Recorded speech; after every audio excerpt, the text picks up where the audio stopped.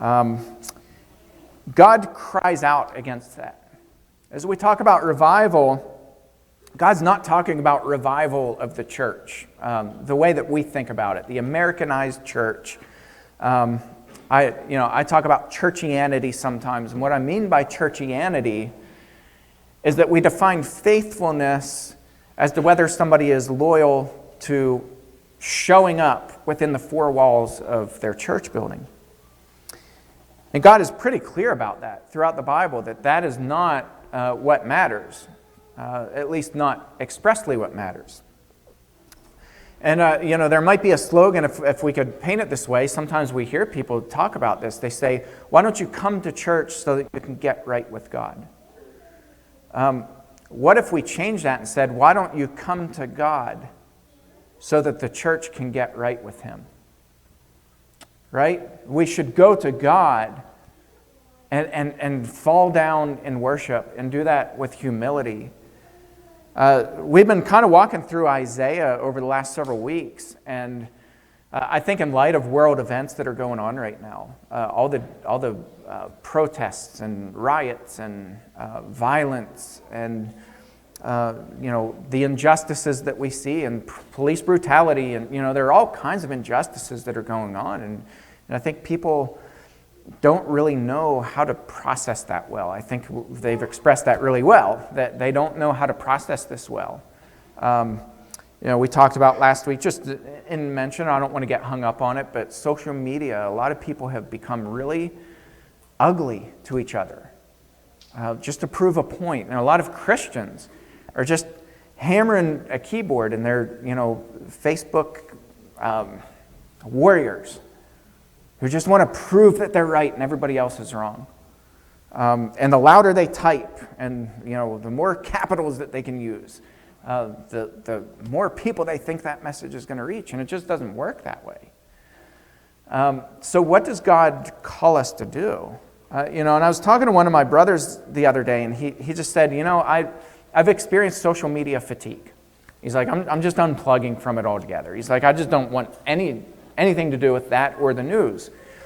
Because he said something that really stuck with me, and he said, at the end of the day, and he looks at his children, he said, at the end of the day, that stuff doesn't affect my relationship with them. At the end of the day, the way people tell me to think, and the way people tell me to live, and the way people talk about this is going on in the world, and that's going on in the world, it doesn't affect my relationship with them. And I thought, what if we Christians say, no matter what happens in the world, no matter how much news or how little news we watch, no matter how much social media or how little social media, no matter what, our relationship with Him is not going to be affected. That we have a responsibility and we have an obligation to make our relationship with God right, and to listen to Him, and to obey God, and to obey His commandments, and to live a life of light, and to be peacemakers, and to bless our neighbors, and to feed the hungry, and to clothe the poor, and to set free people who are oppressed and abused. Right? As Christians, isn't that our mission? And I thought, how cool is it that in spite of all the stuff that you see, like if you watch the news, you can get caught in this abyss, which Bob has reminded me of this repeatedly, which is very good advice. He said when he was on the police department, sometimes you have to step away and remember that there are good people in the world, because when all you see is the bad stuff, when you're called to people whose lives are in crisis, and people are breaking the law, and people are just being abusive and ugly and violent, when that's all that your world sees, you forget that good people are out there. That the majority of people out there are good people. And that we as Christians have this responsibility and this obligation to bless other people, and to be kind, and to be compassionate, and to stand for justice, but to do that in a kind way. And so I was just thinking about all this past week, and as I was going through Isaiah, I was reading through Isaiah, and I was looking at this, and I was like, man, God, in the midst of all this ugliness that went on in the world when Isaiah is preaching, God still spun his world around. God still let his birds sing. God still created this order in the world that's full of chaos. God still is God in the midst of all the ugliness, and we need to remember that. We really need to remember that. So yesterday we kind of took a day and just unplugged from the internet, and I didn't answer my phone except, where's Roxanne? You are blessed because I answered you back. Other people, they didn't get a message back. We just unplugged and we're like, you know what? We're just going to go outside. It was a beautiful day. We're just going to go outside and we're just going to enjoy the day. And we went hiking. So I want to show you some of the stuff, and then I'll go back to the scripture. This was really cool. So there's this little robin that was in our yard, and I went up, and it was a little baby robin, and I walked up and almost didn't see it there, and it was just like looking up at me. So I got my camera out, and I laid down on the ground, and I just kept getting closer and closer, and this thing wouldn't move, and it was just like, almost smiling and just looking at me. So when I took this picture, I was literally 2 inches from this thing's face. And it was just chilling out. And I was like, is this not cool? That this is the stuff that we see. And then, so that was pretty cool. And then later in the day, it's hard to see this in the picture, but I did eventually get closer. I thought I was taking a video, and apparently I don't know how to work technology, and my phone was not recording a video. But this is a downy woodpecker that was at the end of our yard, and see it about halfway up the tree. I got as close to that thing as I did the little robin, and it just kept pecking away at the tree. I was literally about 4 inches from this woodpecker, thinking that I was recording a cool video, which I never captured, but I did happen to get this shot. But this downy woodpecker was just there, like, chilling out. And like I totally walked in and invaded its space, and it didn't care. It was just like, whatever. And it just kept pecking away at the tree. It was so cool. And then we went out to Pump House Trail out at Laurel Hill State Park, and we just hiked around. And there are just all these reminders that God is still God in the midst of all this noise. That sometimes we just need to shut it all off, not pretend like it doesn't exist, because it's still going on, right? But to remember that God is still God. And that we can package our worship and make it look as clean and crisp as we want, but if our hearts aren't right with God, God's not into that. And I feel like so many people, so many Christians are into housekeeping, making the house look clean on the inside or on the outside. But on the inside, it's a mess, right? Like we want to look like we have it all together. We want to make it look like it's this inviting place. And God says, you can go through all your acts of worship, but if you're not right with me, none of that matters. And that's what this passage is that Nick read this morning.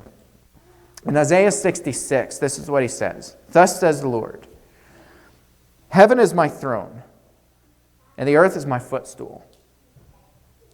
What is the house that you would build for me, and what is the place of my rest? And clearly he's talking about the temple in Jerusalem, and he's saying, what is this place? You put all this energy into the brick and mortar, into building this place up, this permanent dwelling place for me, but really, what is that? What's it for? What's this all about? And then he points to the earth and the animals and the people and everything in it. All these things I've made. And so all these things came to be, declares the Lord. But this is the one to whom I will look.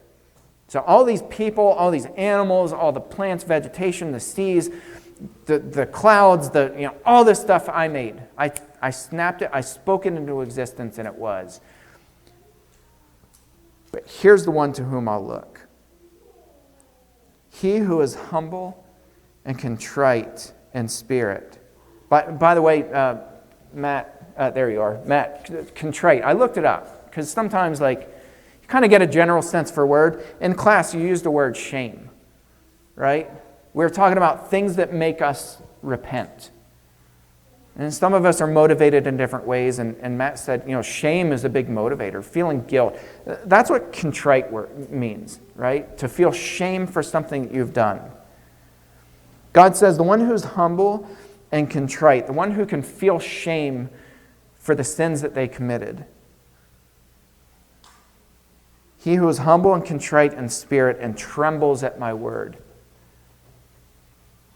We tremble at a lot of things, right? We're afraid of a lot of things. We have a lot of phobias, a lot of fears. There are a lot of things that we really fear in life, but is this one of them? Do we read the Bible and do we yawn, or do we read this and do we tremble? Do we read the words of God, and does it keep us awake at night? Does it touch our soul? Does it bother us? Do the commandments of God, or did they bother us? Does it make us contrite in spirit? Do we look around and feel the weight and the gravity of things that we've done in our life and say, man, I need some self-correction? Or does this collect dust on a shelf? Or do we just kind of read it and blow through it and like, yep, got my 3 chapters in today, right? How do we reflect on the commandments of God? God says, the one on whom I look, out of all this that I've made, out of everything that's good and beautiful and right and holy, out of everything that I made, this is the one whom I look. He who is humble and contrite in spirit and trembles at my word. And then he goes on, he says, he who slaughters an ox, by the way, he's talking about requirements under the old law. Under the old law, you had to slaughter these ox to atone for your sin. God's saying, essentially, you can go through those motions, you can do these things. He who sacrifices a lamb is like one who breaks a dog's neck. You're going through the motions, you're doing these things, the words are there, even some of the actions are there, but your hearts aren't there. So somebody who slaughters an ox, you're like somebody who kills a man. Somebody who sacrifices a lamb, you're like somebody who breaks a dog's neck. And it's an image, right? Like, what do you think when you see some of these videos of animal cruelty? They're low-life idiots, right? Like that it should go through our mind. You see people abusing animals. You're like, these people are idiots. This is the picture that God's painting. He who presents a grain offering, like one who offers pig's blood, a big no-no among Jewish people, in case you didn't catch that. He who makes a memorial offering of frankincense, like one who blesses an idol. These have chosen their own ways, and their soul delights in their abominations. I also will choose harsh treatment for them and bring their fears upon them. Because when I called, no one answered. When I spoke, they did not listen. But they did what was evil in my eyes and chose that which I did not delight. Who's he talking about? In this context, who's he talking about? The people making the sacrifices. They show up. They show up to the temple, right? That's why he asked that rhetorical question in the beginning. What is the temple? What is this thing? What's this all about? This temple that you made, this dwelling place, this place of rest for me, what's that about? God says, you went to all that effort, you built this place, you go to all the trouble and all the effort to bring these sacrifices and to make it look like your heart's into it, but I know.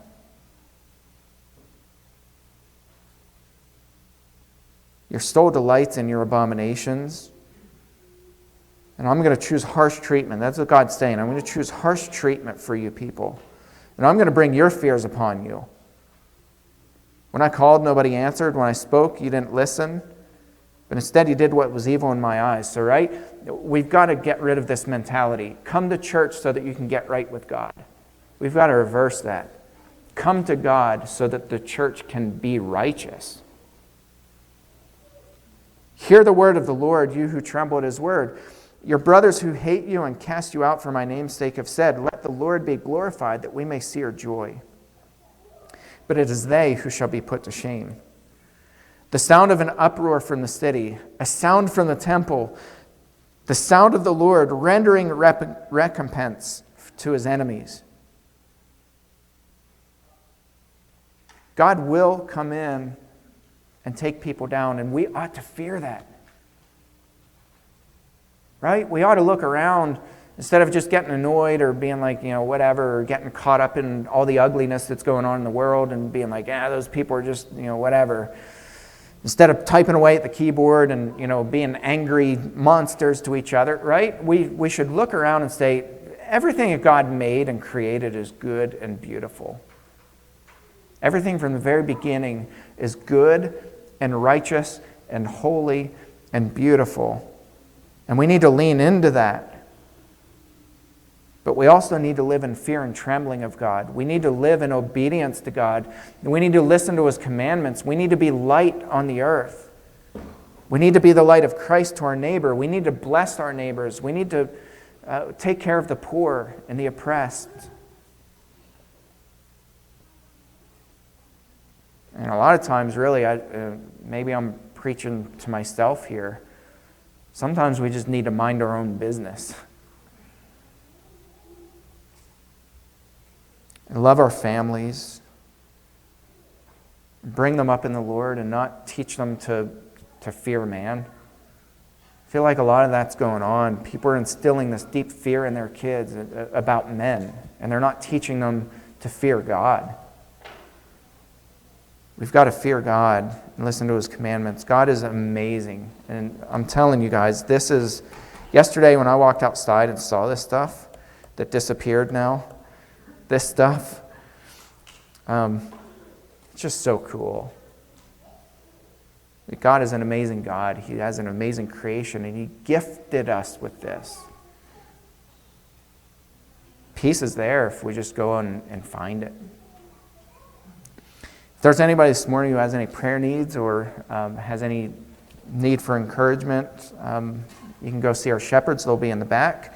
Or if you've not yet taken that step to put Christ on a baptism, we would invite you to do that. Come up or go see our shepherds in the back as we all stand and sing together.